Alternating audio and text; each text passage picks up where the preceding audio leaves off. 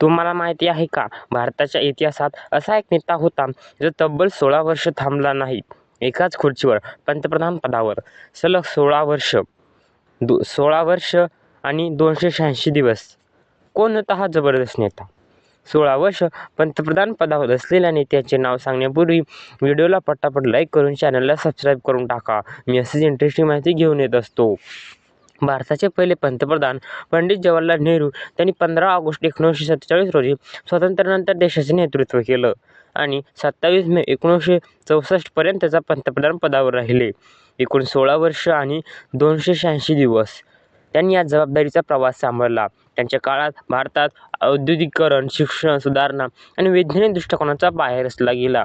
नेहरूजींना भारताचे शिल्पकार असंही म्हटलं जातं. त्यांच्या कामगिरीमुळेच भारत आधुनिकतेच्या मार्गावर चालू लागला. तुमच्या मते नेहरूजींचे सर्वात मोठं योगदान कोणतं? खाली कमेंट करा. आणि अशाच रोचक भारतीय इतिहासाच्या फॅक्टसाठी व्हिडिओला लाईक, शेअर आणि सबस्क्राईब करून टाका.